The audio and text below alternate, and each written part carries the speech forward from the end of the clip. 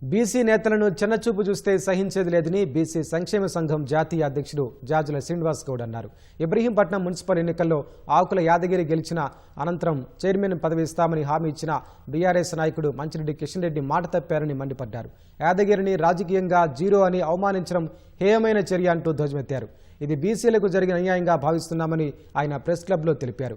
యాదగిరికి జరిగిన అవమానంపై 48 గంటల్లో బీఆర్ఎస్ అధిష్టానం స్పందించాలన్నారు. న్యాయం చేయకపోతే లక్షలాది మందితో చెలో ఇబ్రహీంపట్నం పేరుతో ధర్నా చేపడతామని హెచ్చరించారు. తనను కిడ్నాప్ చేసి మానసికంగా ఇబ్బంది పెట్టారని కౌన్సిలర్ యాదగిరి ఆరోపించారు. మేము గెలవగానే ఫంక్షన్ హాల్ వేసి ఓ రూమ్లో బంధించి బస్ ఎక్కించుని చీరాల ఫామ్ హౌస్కి వెళ్ళిపోయాం.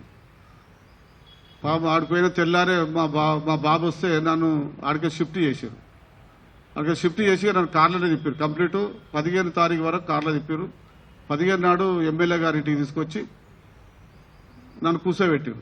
నేను ఫేస్ టు ఫేస్ కూర్చొని నాకైతేనే నేను చేస్తా అన్నా, లేకపోతే నేను వెళ్ళిపోతా అని చెప్తే నన్ను కిడ్నాప్ చేసి కంప్లీట్ 16 తారీఖు నాడు కంప్లీట్ నన్ను by road Kurnool, Madugula, Jubilees 7 to 7 morning 7 to 7 వరకు నన్ను చెప్పినాను. యాదగిరి గారు మంచిరెడ్డి కిషన్ రెడ్డి గారిని అడిగిన మాట, నాకు జనరల్ స్థానంలో మున్సిపల్ చైర్మన్గా నువ్వు మాట ప్రకారం ఇవ్వాలి అని చెప్తే, జనరల్ స్థానం అది బీసీవి, నువ్వు బీసీకి మేమెందుకు ఇస్తాం?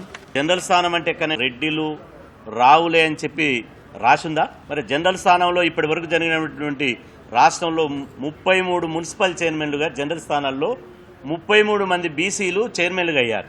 మరి వాళ్ళు ఎట్లిచ్చారు? మా మీద దాడి చేస్తే మా ఆత్మరక్షణ కోసం మేము దాడులు చేస్తాం. మీరు తట్టుకోగలుగుతారా?